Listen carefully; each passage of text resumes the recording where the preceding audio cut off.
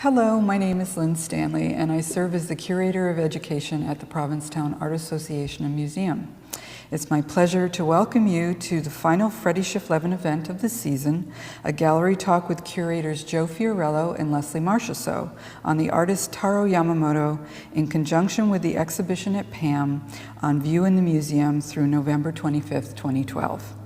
This lecture series was begun in 2003 in honor of the artist Freddie Schiff-Levin, who was a member of Provincetown's arts community from the 1960s until her passing in 2002. PAAM gratefully acknowledges John and Tony Levin, who make this program possible through their generous support. We'd also like to thank Angel Foods for their continued support and for another fabulous cheese platter. Please help yourselves to refreshments and visit Angel Foods directly across the street.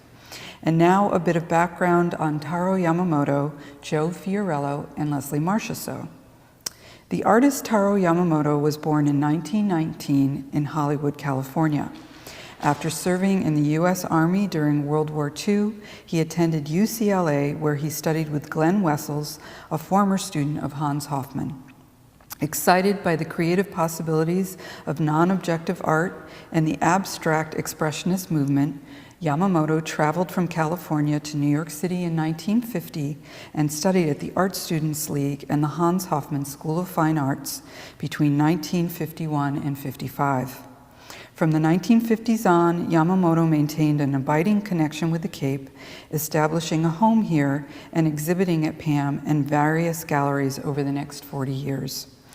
His work ranges from pure abstraction to the playful semi-abstract studies he created of Provincetown to colorful action paintings on handmade papers.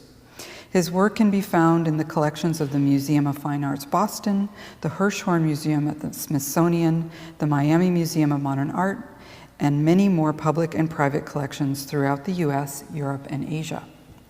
And now about the curators. Joe Fiorello first became familiar with Taro Yamamoto's work through PAAM's annual auctions. As a painter and a sculptor, he has been influenced by the art and artists of the Hofmann School since he first visited Provincetown in the 1950s and 60s.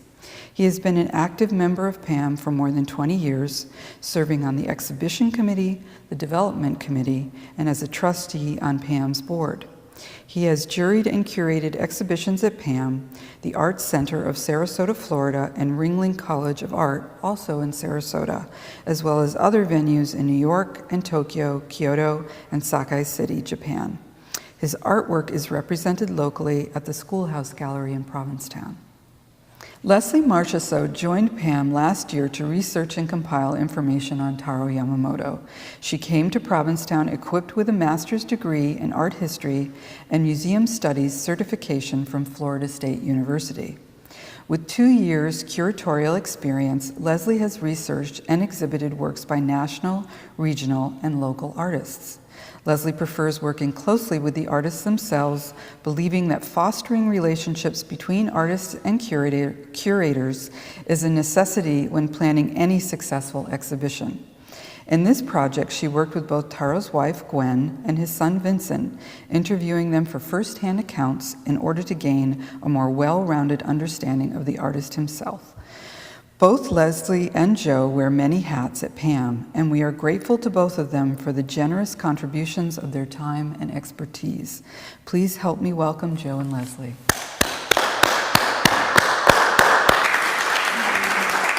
Thank you. I guess I'll go first. First of all, I want to thank you all for coming. I didn't expect quite a turnout, especially since we're sort of competing with pre-presidential debate business on television. So I thank you all for coming. I also want to thank a few people that are here. John and Tony Levin, who sponsor the series that we're part of tonight. And I want to also, forgive me, I have to wear my glasses to read, but I want to thank two of the collectors who are here, and that's Lucinda Siddiqui and Brian Sheridan, who donated one of their paintings to the exhibit. And we had two other exhibitors, donors, John Dowd, who had provided us with a number of paintings, but we were only able to put one in. The same thing with Cindy and Brian. And there was a third collector who wanted to remain anonymous, so their painting is in here as well. The rest of the paintings primarily are from the estate of Taro Yamamoto, and two are owned by the museum. PAAM owns two of the paintings, and they're probably, the only reason I really wanted to put them in is because they're so different from some of the others. Taro worked in many different styles. There were many other examples, and had I thought about it, maybe I would have had some visuals for you tonight, but I didn't really plan it in that way. So I can tell you he was influenced by many people, as most artists are, and he was pretty much a historian of his time. So he was influenced by Jackson Pollock, and there are examples here that show that. He was also obviously heavily influenced by Hofmann and other Hofmann students, of which there are three here tonight, and I'd like to thank them for coming: Myrna Harrison, Bob Henry, and Selena Treef. The three of them have been friends. I've been to other exhibits, or we had an informal talk at the Hofmann studio a few years ago, and they talked about their own experiences as well as their experience with Taro. And so probably tonight I would like to call on them after a little bit of our brief introduction of the show and ask them if they have any more contributions, not only about Taro, but about the whole movement, because as you know, Hofmann was responsible for a huge amount of art that came through Provincetown and has still been produced in Provincetown as a result of his influence here. What else can I tell you? I think that Lynn mostly went over the history of Taro, and Lesley will probably give you a little more than that. But really what I wanted to talk about briefly was why we had this show. I came up with the idea probably about 5 years ago that as member of the exhibition committee, that I'd like to see Taro's work in a solo exhibition. I expected when we started searching for work, there wasn't a lot available from what I knew, and the only pieces I knew about were the ones that had sold here at auction. And then I knew that we had a collection in our own archives of works on paper. He did an awful lot of work on Japanese rice paper, mostly using sumi inks and some watercolor. I didn't know he had produced as many paintings as I now am aware of. I think we have about 18 paintings in here, I'm not even sure. But there were many, many to choose from. And in his later years, a lot of these are from his later years, but most of the paintings that are available in the estate are from his later years. He was collected widely while he was here. He was a bit of a self-promoter from what I can tell. He had his own gallery. He painted on the dock or on the wharf where his gallery was located, and pretty much sold paintings as he finished them. He also traveled quite a bit. When we interviewed his wife, or widow Gwen, she talked about the fact that she was really comfortable staying in Provincetown. Once they were moving back and forth between New York and Provincetown for a number of years, but at some point she was comfortable having her home in Provincetown and didn't really feel like traveling. So they gave up the apartment in New York shortly after their son Vincent was born in the mid-50s. After that, Taro continued to travel. And he traveled to Florida, he traveled to the islands, and you can see some of the influence of those places in his work. He also went back to Japan for the first time since the early 40s. He was born in LA. His parents were fairly wealthy farmers and landowners in Japan, and when he was born in LA, they had pretty much given up everything that they had in Japan, moved to the U.S., continued to farm, continued to buy property, and then they lent out that property to other Japanese farmers. But then sometime between, in the late 30s, early 40s, they went back to Japan to try to reclaim their property. But Taro remained behind. And for a number of years, he stayed in LA and started to study art. He proclaimed himself as an artist when he was fairly young. He decided that that's what he wanted to do, and his parents were pretty much supportive of that. He served in the U.S. Army. I think he was serving in France at the time. Being a Japanese American, he wasn't going to go into the Pacific Theater, so instead he went to Europe. He had a show in Paris, and that's where he met Gwen. She was on her way to Africa as a missionary, but stopped in Paris because of the Suez Canal. There was a problem with the Suez Canal being closed, and she needed to stay in Paris. So they met at an opening. Again, according to Gwen, and Lesley can verify this, he was pretty much full of himself, was thrilled that she came to the show, was taken by her, and offered her a painting, but she didn't know that he was the artist. And so she was kind of taken by him. But anyway, she was pretty much devoted to him throughout his life. And I'm sorry she's not here tonight. She did come to the opening on Friday. And she and her son Vincent came the week after we hung the show, and they're very pleased, obviously, to see the show. But Gwen is still in love with Taro. She has stories to tell, most of them anecdotal, but there are many of them were repeated each time we met with her. And I would say Lesley and I met with her between 3 and 4 times at her home in New Orleans. Again, they stayed in Provincetown throughout their lives. After he died, Gwen moved to Orleans, where she now lives with Vincent. I don't really have much else to talk about. I'd like to turn it over to Lesley, because she's going to tell you more about his influences and his activity as an artist versus as a person. Well, hello, I'm Lesley. I think that when you're talking about any artist, it's important to contextualize it in the history and the trajectory of art. And Taro Yamamoto, as obviously everyone can see, was an abstract expressionist. A couple of things that are interesting to point out, I think, are in 1994, his work was shown here as part of a group exhibition called New York to Provincetown, a 1950s connection. And in that exhibition catalog, he talks about using what he terms as the hard edge in painting, which it was pioneered by Piet Mondrian and Frank Stella. Well, not Frank Stella, but Frank Stella worked in that same vein, where you jut colors up against the canvas, one against another, to kind of move away from this emotive expression in painting. So by embracing this, Yamamoto was always somebody that once he got comfortable in doing something, he wanted to move away from it in order to keep challenging himself and to keep pushing forward. So he says himself that he worked in this style and tried to work in this style for 20 years or more. And you can see it in some of his paintings.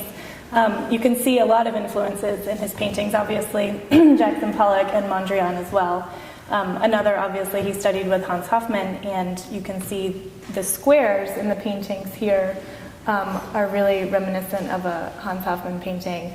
And one of the particular aspects of Hans Hofmann was that he pioneered this idea of the push and pull on the canvas, which relates to color and light on a canvas. He's trying to go away from this idea that was introduced in the Italian Renaissance of one-point perspective. He doesn't want your eye to fall on one place in the canvas. So in order to keep your eye constantly moving around the canvas, he creates these balances with color and light and shape all along the canvas. And you can see that in a lot of these works that Yamamoto has done here and that are hanging in this room right now. And as your eye moves around the canvas, you're kind of enveloped in this emotive expression. So, in terms of being able to kind of see where he fits in the trajectory of art history, you can kind of line it up with that, I think, which is very interesting.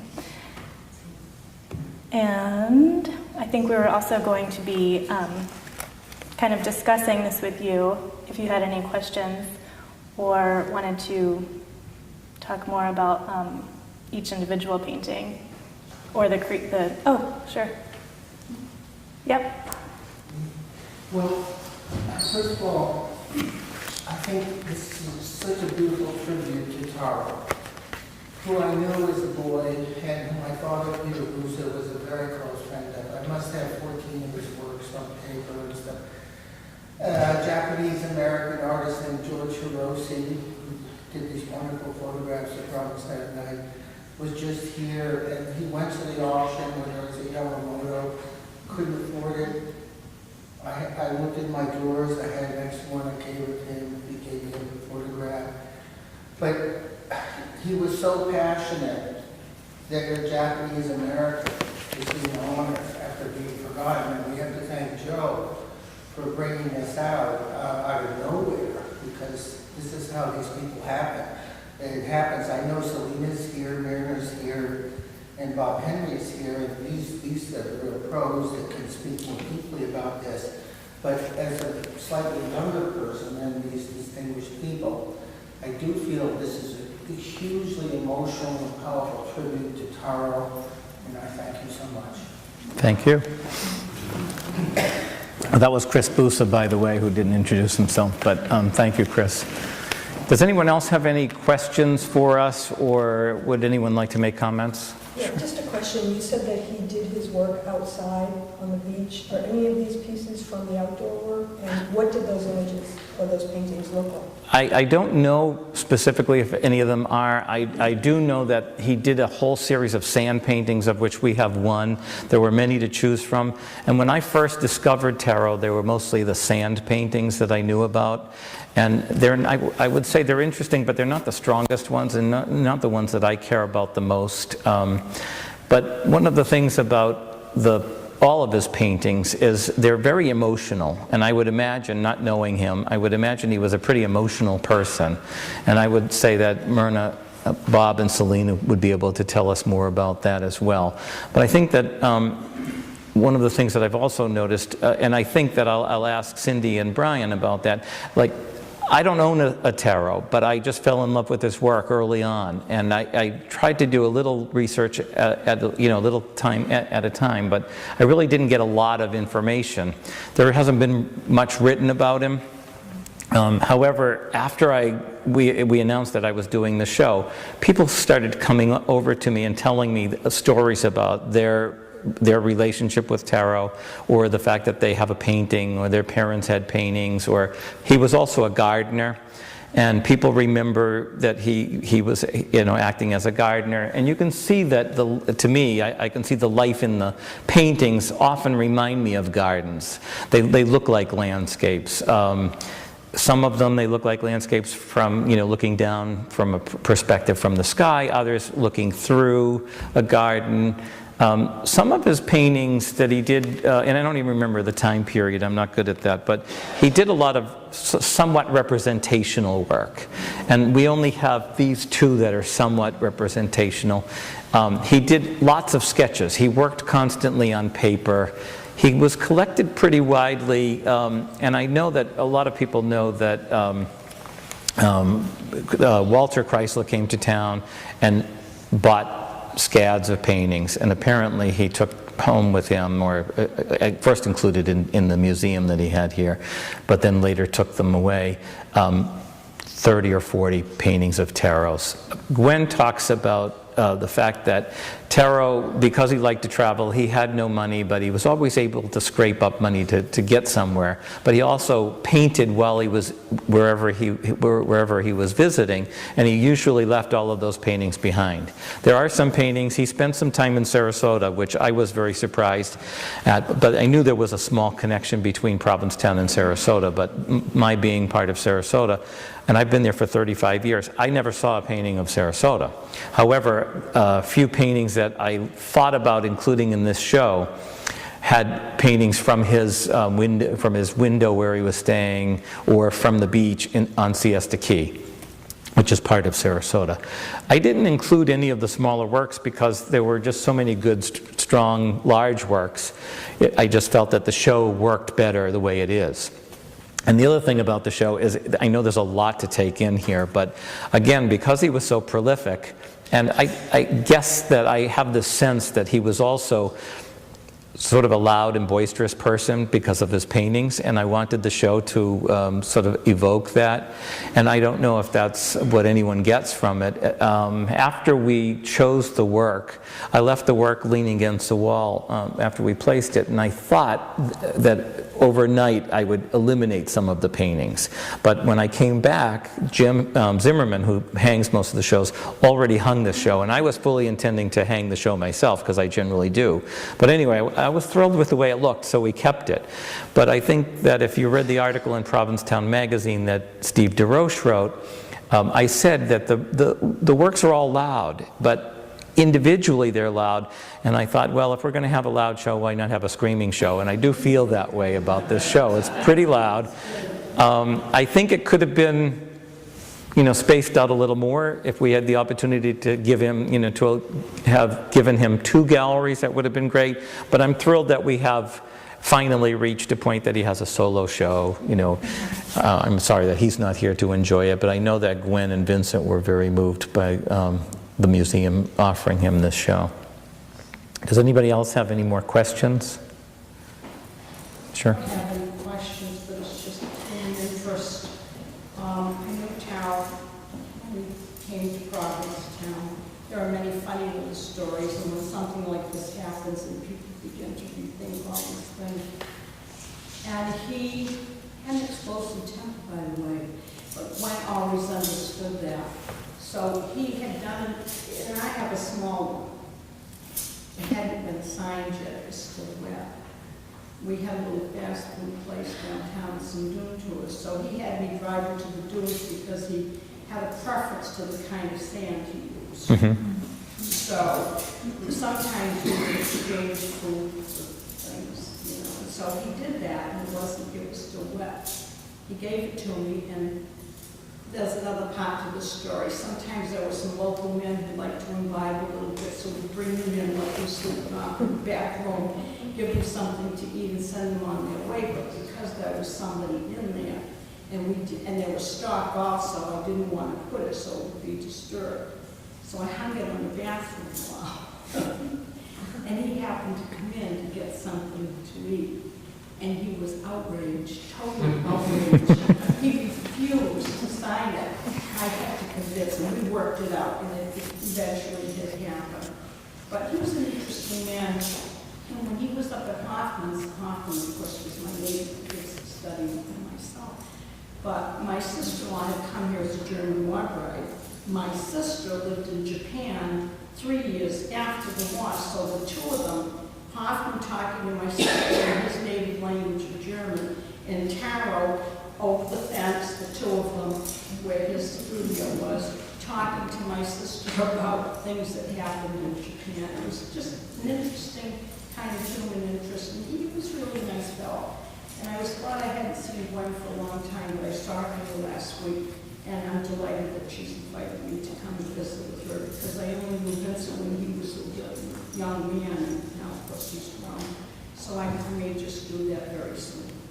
But thank you for doing this, because it's so alive and it's unique in places. As you say, he's had different styles, and he did study also with so many masters, and he was the one who suggested that I do the same, which I did eventually, but not then. And he was just an interesting man to talk to. I think most people that I've talked to since we decided to do this show have told me, interesting stories about him. I can't relay all of them, but I would say that everyone has some sort of a story. Tell me your name. Rachel White. Okay, Rachel White, thank you. Will Bob or Selena or Myrna have anything to say about your experience with Taro and how he fit in with Hofmann? I'm Myrna. I don't have a lot to say. I know he was there at the same time I was. We were not particularly close friends. My husband Earl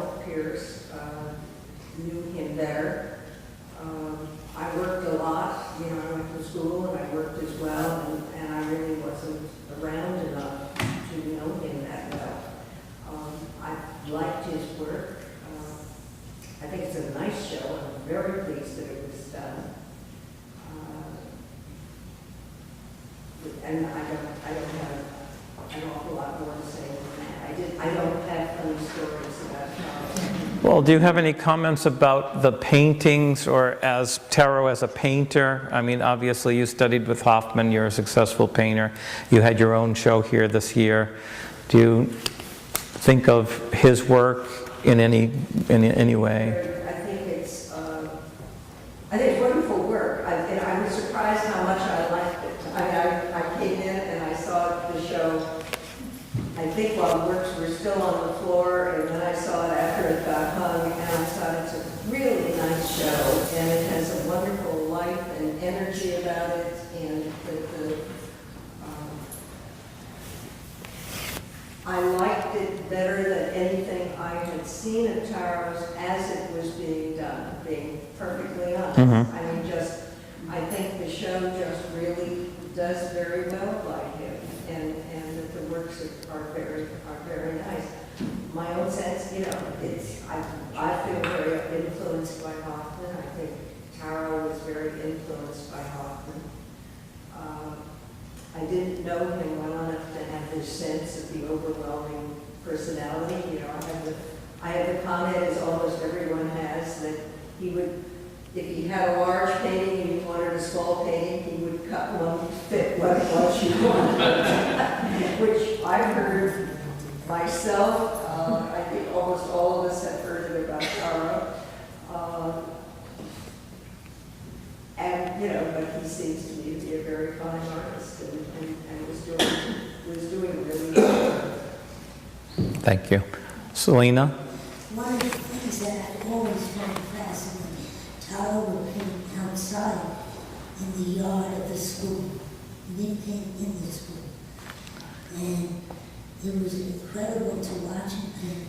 And when, I'm so sorry that she's not here, I'd always in my desk, he'd be tossing paint around, and the tubes of paint around, she'd be picking them up. It would be wonderful to have somebody around who just walks in. But it was fascinating to watch. So you don't have anyone to clean up after you, huh?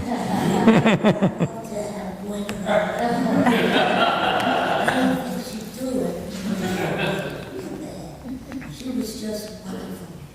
It was so marvelous to see the two of them together, because there was Taro, very Japanese, brought one, it was like a sumo wrestler, and there was Gwen, very British. Might have been more British at the time. They made quite a pair. It took a lot of cleaning up because when he painted, he was just wild. And he would take paint and put it on a palette knife and fling it at the painting. And sometimes it hit the painting, sometimes it hit the wall. And the tubes were all over the place, and she was just the opposite. She was just so controlled and sedate. But I must say, I didn't get to know him very well because he frightened me. He was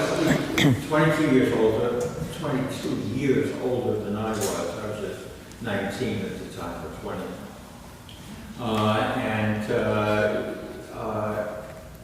And also he had a relationship with Gwen, which was a pretty stable relationship. So I don't think, most socializing at that age has to do with having a partner and finding partners and that kind of thing. And so he didn't socialize with the rest of us all that much. I would congratulate you both on the curating of this show. You did a great job. Thank you. I know one friend of mine put the show down. It's a friend who I won't mention his name. He's a kind of curmudgeon. And he felt that the use of the slabs, the rectangular forms, was too much of stealing from Hofmann, a kind of career move. And he felt that as soon as Hofmann started doing those, then Taro started doing it. And perhaps there's some truth in that, but not a whole lot of truth as far as I can see.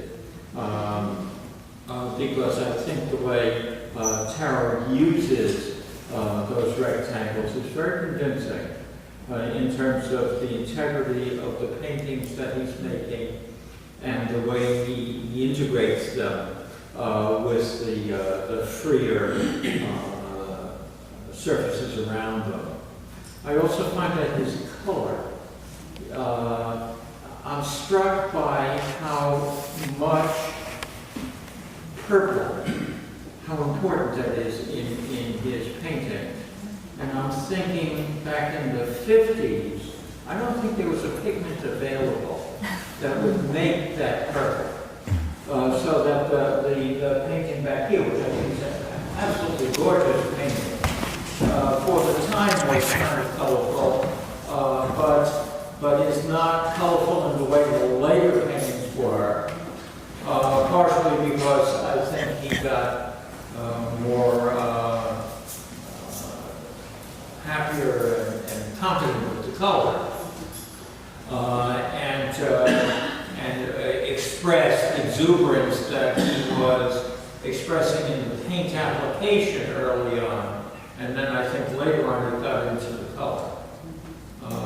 I'm struck by the painting on the left-hand wall in front, because you know, at the time in the 50s, for those of us who were Hofmann students, the painter who was kind of the hero of the other camp was de Kooning. And there was a conflict between those two ways of looking at it. And in that painting, Taro unifies de Kooning and Hofmann. He brought them together, which is no easy task. Mm-hmm. You know, if I may say so, what Bob just said was penetrating, I think, quite remarkable, because he talks about the combination of de Kooning and Hofmann. Then we see the combination with Pollock. And I know my father and Taro were very close friends and was a frequent visitor, and his personality and his kind of, you know, Gorky-like imitation of other great artists.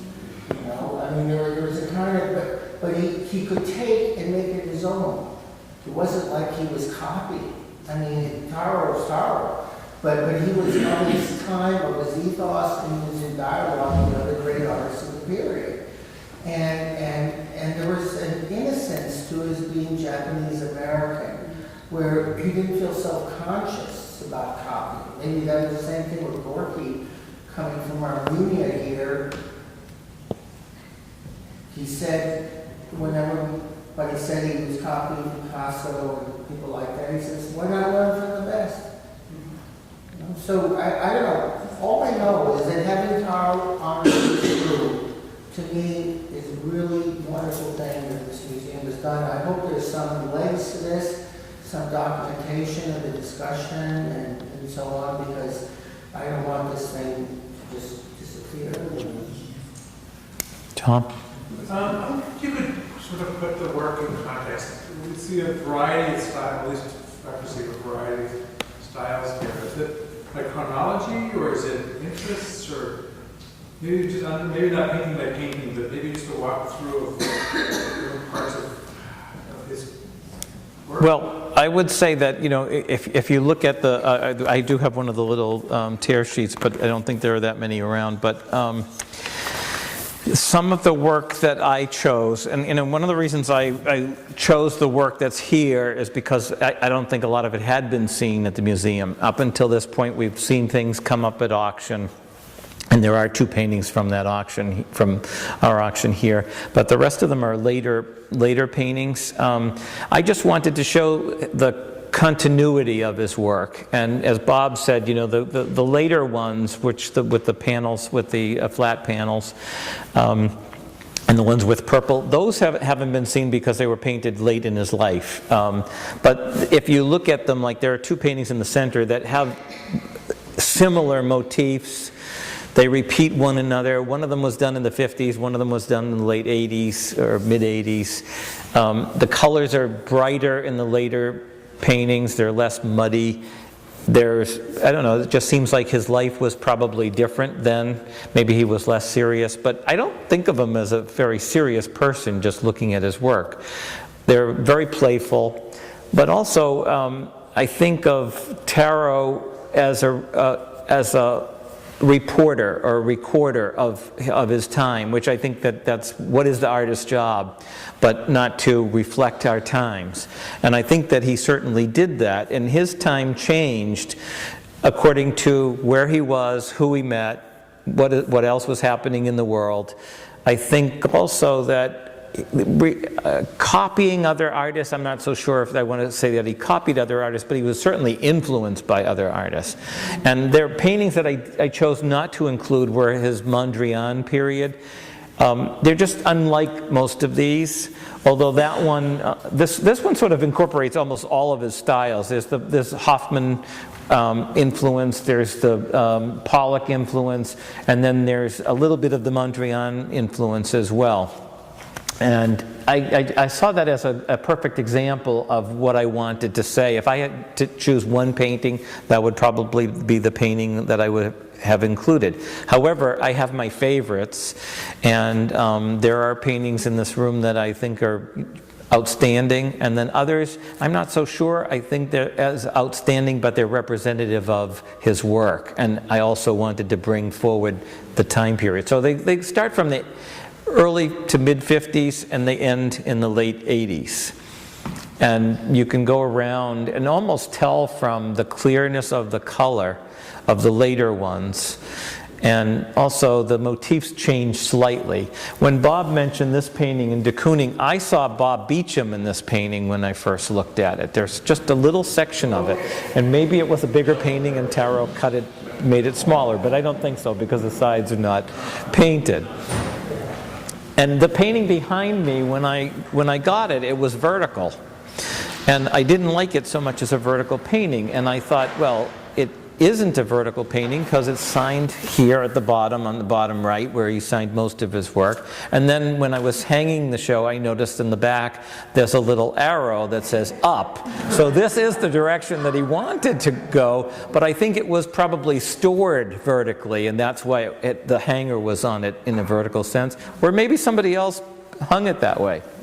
Myrna. Almost every painter's paintings with some arrows on the back, because you work at them at one point, one way, you work at them again, and you shift it around, and I wouldn't trust arrows on the back, I trust the signature quite more. Well, that's good to know, but I know that if anyone was here for the Motherwell show, Motherwell flipped some of his paintings because they worked better.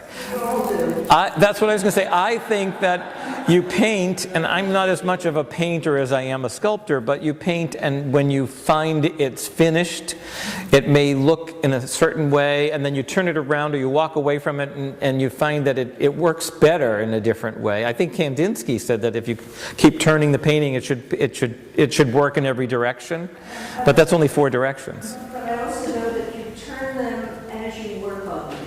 Yeah. And that's part of what happens, and so I wouldn't worry about it. Bob? Hi, Joe. I also want to congratulate you on the show. I'm not that familiar with his work, and like you said, I know nothing about his life, but clearly he was an energetic, interesting guy, and there's a kind of choreography in this room. I ate dinner in this room at the gala, and I don't know if the conversations were louder in this room about, that energy. Bob mentioned the violet. I also was thinking about the red. From where I'm sitting, there's a red shape that's important, often a square or a rectangle, in each one of these paintings as you go around. And as much as they're different, there's something that seems to, and I think that's the curatorial success, that they're held together. I mean, for me, some of these paintings look like he painted them, with a 24-inch brush and stood way back, and then others he drew stuff at them. And then there are some places where he's clearly very intimate with the surface and comes up and draws something that's very specific.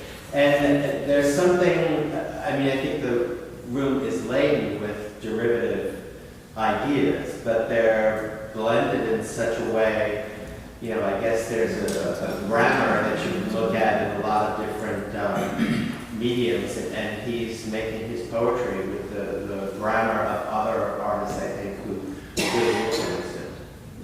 I must say that the issue of John here said that there are different styles in this room, partially because of your curatorial acumen, and also because I have a different point of view about style. I don't see different styles in this room at all. And I'm reminded that Hofmann, who was accused, by people who accused him of things, of painting in different styles, responded, I don't paint in different styles, I paint in different manners. And I think that's true of Taro also. I think that there's a great consistency of style in all of these paintings over many years. And then a difference of manner between paintings that are more restrained and paintings that are less restrained. However else you might want to define the differences in that. Joe, I want to follow up on Tom's question, and I confess that I don't know this. In terms of the way the room is hung, are they sequential in terms of time? No, they're not. Okay, I didn't check. You know, because you seem to say, you know, with your arm, one's from the 50s and the one's from much later. Yeah. Because like these two here, they're far apart. yeah, they're One looks like the other one exploded. yeah, they're like 35 years apart, and the exploded one is the earliest piece. But no, this is the first time I've ever hung one artist's show, other than I hung another show last year. I co-curated Peter Watt's show, but that was from a specific time period. It wasn't really a retrospective. And also I worked with another artist. I worked with Mike Wright on that one, so we hung it in a different way. But this was my first time. I'm used to curating shows of many artists. And generally what I want the show to have, to make a statement in itself. So, and as I said earlier, I thought about editing down, removing some of the work, but it just seemed like it worked the way it was. I did edit to get here, because we turned away about 30 paintings, and then there were some that I edited even before. I went on house visits and looked at other paintings that were available, and some by slide.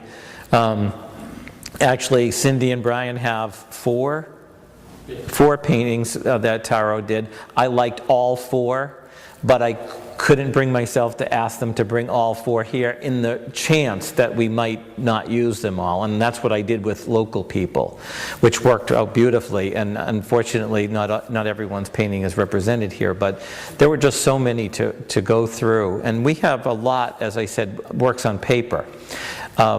Gwen and Vincent generously have gifted us two of the paintings from this collection, and I chose them along with Chris, and now it's up to the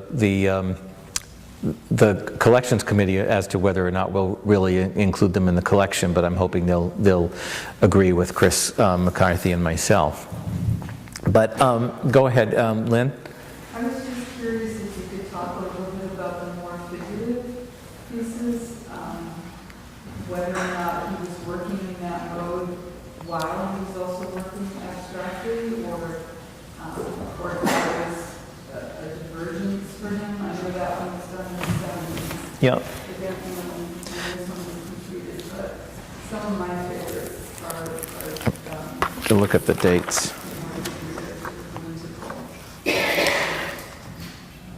I think that they were both done in the 70s, but I'm not positive. One of the things that I did notice when we were looking at the slides from our own collection is that he continued to work, and it depended really on where he was at the time. He was, like I said, he was a recorder. So he did a lot of works on paper live in front of, like if he was at that cafe, he would have sat there and did as many paintings as he wanted to on paper. Whether or not he brought them back to the studio and worked there, I'm not sure. Worked on canvases, because a lot of these paintings are pretty large. I don't think of them as being done outside or in the location where he was seeing these things.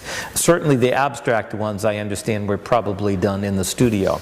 I do know that he claimed, and from what I read in earlier publication, that he was pretty deliberate in everything that he painted. Although it looks like he was haphazard, and from what Bob and Selena talked about, the way he threw the paint on, he seemed to have been haphazard, but he claimed that he listened to classical music and he was influenced by that music, so that he would throw the paint deliberately, as Jackson Pollock claimed, you know, that every drop was deliberate. I'm not so sure that I believe that. But I can't debate it either, because they're not here to talk about it. But I think that there are many people who have talked about Pollock and his deliberation. He made sculpture too, but very few pieces, and there's nothing that's available. But when he did make sculpture, he was working with, now I can't even think of the sculptor's name, but it'll come to me. Oh, Sandy Calder, Alexander Calder. They befriended one another, and apparently he started working with Calder, or in Calder's style, or in his studio. I don't really know, because the only stories I've heard are from Gwen and Vincent. I don't know any artists who were around, or any other people that were around with a non-objective view. Does anybody else have any more questions? Can you talk a little bit about the interviews that you guys did, the times you spent with family, and also, are you going to archive that material? Are there plans maybe to get it put into something where people will be able to see it publicly, or it'll be going to a catalog or anything?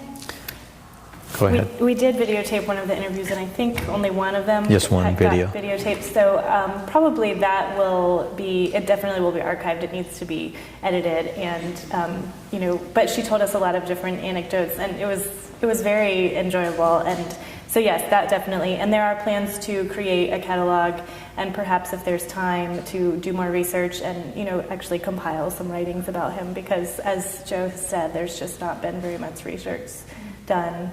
So yes, and we would like to do something, just, you know, if not for any other reason, then so Gwen would have a catalog, and, you know, the documentation about the show, and about, you know, and the interviews and things like that.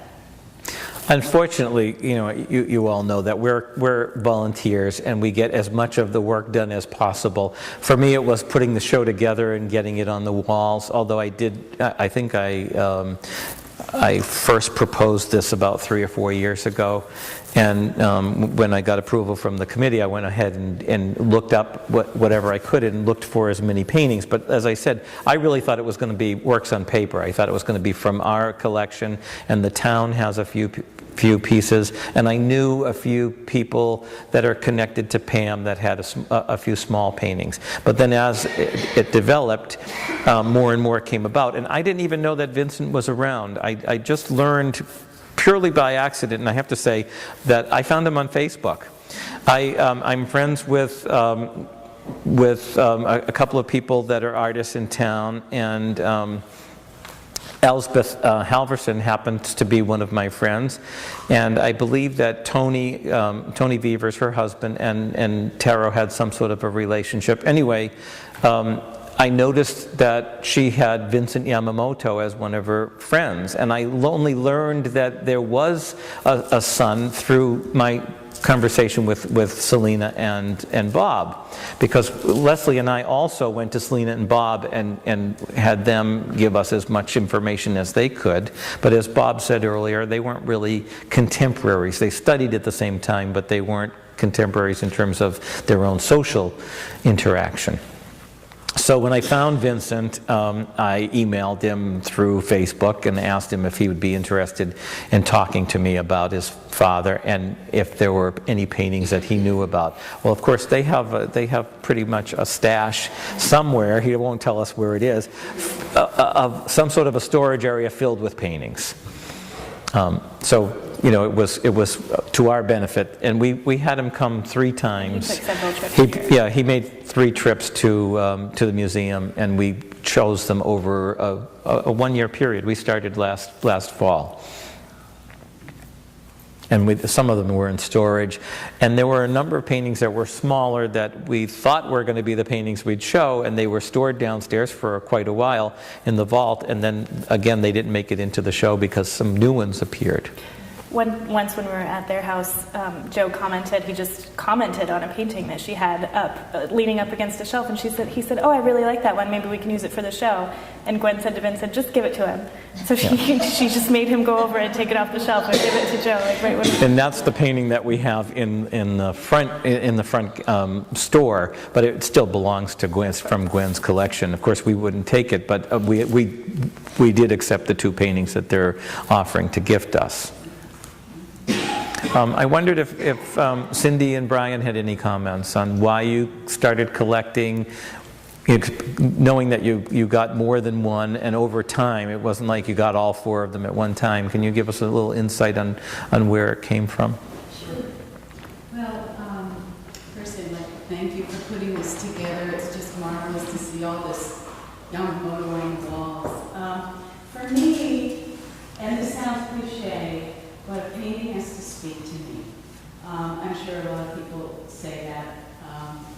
But we collect, firstly, what we like, what we love. This particular painting, Rose, has a certain earthy vibrancy to it. And that spoke to me, that earthy vibrancy, the passion on the canvas.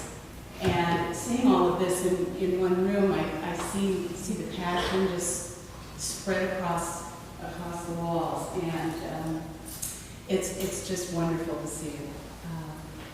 So yes, we collect things that we like. We tend to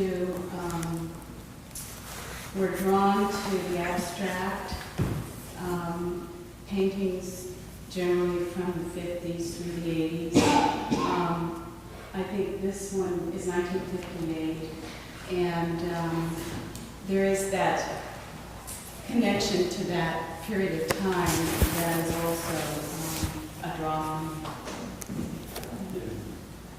What I'd like to say is, what I'm intrigued about Yamamoto is, having gone to school in the late 70s in New York City Art School, okay, trained there, and I always found it somewhat interesting with the students from the Far East, China, Japan, Hong Kong. They had a very hard time assimilating and being accepted by the fellow students. They always wanted to try their hardest to be Westernized. They couldn't really do it. And what I find very interesting with Yamamoto is that having been, he's first generation Japanese, and he's studying and is not a student, but a second student from Hans Hofmann, being of Eastern European descent. And so you have that, not a clash, but there's a dialogue going on. And Taro really is really pushing the barriers. He's really studying, like you said before. You know, he's studying while he's a sponge, but yet when you look at it, he said he's loud and boisterous. Well, back in the Far East, they're timid and shy. You know, and so you have the work of Hans Hofmann, and yet Taro's bringing it over 2 or 3 steps forward. And I didn't see that from the students that I studied with. And I find that very intriguing and very interesting. It's interesting. Thank you. Does anyone else have any comments or any other topic they'd like to talk about regarding Taro Yamamoto? And I would say thank you very much for coming.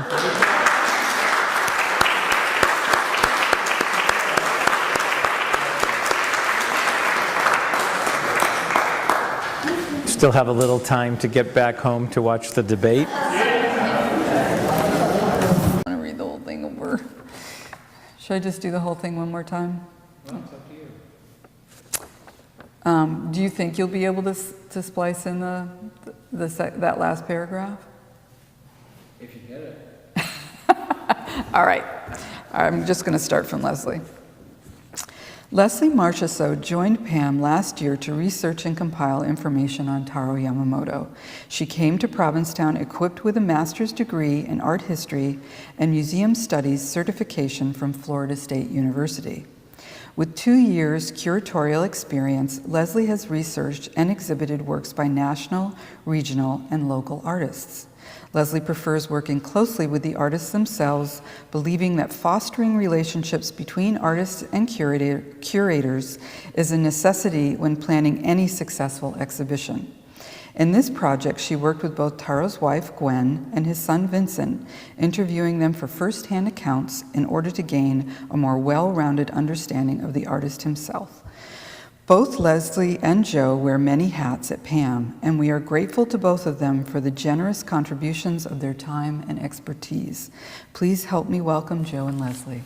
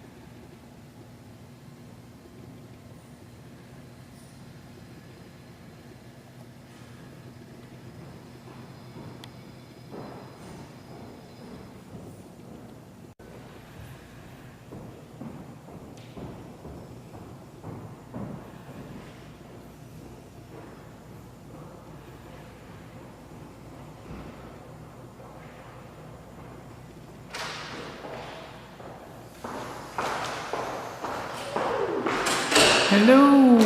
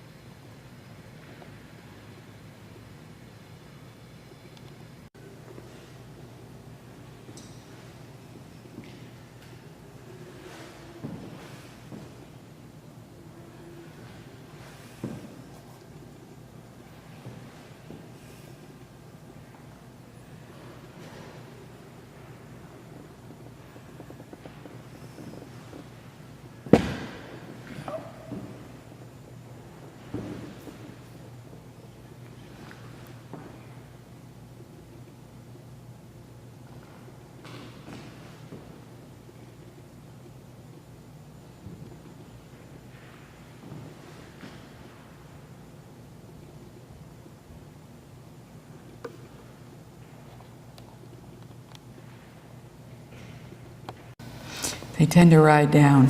My glasses on my nose. Okay. So we're good to go? We're rolling. Okay. Hello, my name is Lynn Stanley, and I serve as the Curator of Education at the Provincetown Art Association Museum. It's my pleasure to welcome you to the final Freddie Schiff-Levin event of the 2012 season, a gallery talk with curators Joe Fiorello and Lesley Marchessault. All right, can I put this back in my pocket? Yeah. Okay. Okay. Hello, my name is Lynn Stanley, and I serve as the Curator of Education at the Provincetown Art Association and Museum. It's my pleasure to welcome you to the final Freddie Schiff-Levin event of the season, a gallery talk with curators Joe Fiorello and Lesley Marchessault on the artist Taro Yamamoto in conjunction with the exhibition at PAAM on view in the museum through November 25th, 2012.